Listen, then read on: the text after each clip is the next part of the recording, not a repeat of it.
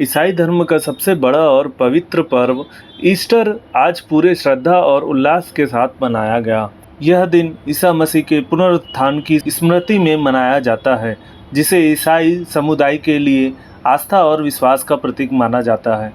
Easter, जिसे पुनरुत्थान दिवस या ईस्टर संडे भी कहा जाता है, ईसाई पूजन वर्ष का सबसे महत्वपूर्ण पर्व है। धार्मिक मान्यताओं के अनुसार इस दिन ईसा मसीह को सूली पर चढ़ाए जाने के तीसरे दिन पुनर्जीवन प्राप्त हुआ था। यह पर्व गुड फ्राइडे के 2 दिन बाद और मॉडी थर्सडे के 3 दिन बाद मनाया जाता है। ईस्टर एक चलायमान पर्व है, जिसकी तिथि हर वर्ष बदलती रहती है। इसका निर्धारण वसंत विषुव के बाद आने वाली पहली पूर्णिमा के बाद के पहले रविवार को किया जाता है। इस अवसर पर शहर के सभी गिरजाघरों में विशेष प्रार्थना सभाएं आयोजित की गई। सुबह से ही बड़ी संख्या में मसीही श्रद्धालु चर्च पहुंचकर प्रभु यीशु की आराधना में लीन रहे।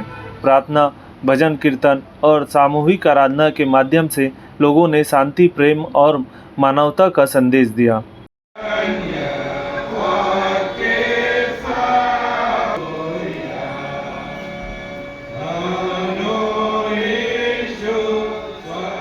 ये मसीह जगत के लिए एक बहुत बड़ा त्यौहार है।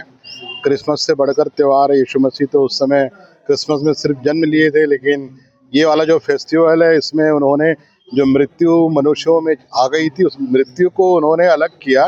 स्वयं जी उठ करके उन्होंने उस बात को रखा कि जो कोई मुझ पर विश्वास करता है वो कभी नहीं मरेगा। मसीह जगत इसी विश्वास पे आगे बढ़ता है और मृत्यु जो है उसको हम लोग एंट्री गेट मानते हैं, उससे हम प्रवेश करते हैं और वो अनंत काल का जीवन यीशु से मिलता है। इसलिए ये फेस्टिवल जो हम लोग के लिए बहुत बड़ा मायने रखता है, उद्धार का ये त्यौहार है। आज सुबह आराधना हुई और क्वायर जो है चर्च की, उन्होंने उन गीतों को गाया जिसमें इस बात का वर्णित किया गया है कि मृत्यु जो है उसका जो बंधन है वो हमारे जीवन से अलग हो गया और ये शरीर तो मिट्टी है जो कि मिट्टी में जाएगा, लेकिन जो आत्मा है वो आत्मा जिसने परमेश्वर ने भेजी है वो उसके पास वापस लौटेगी यीशु मसीह पर विश्वास करने के द्वारा से।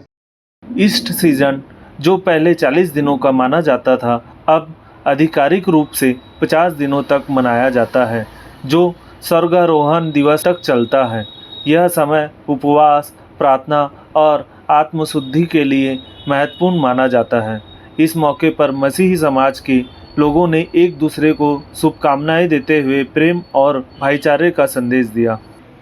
वर्ल्ड वन न्यूज़ के लिए चंदन कुमार के साथ राकेश मिश्रा की रिपोर्ट।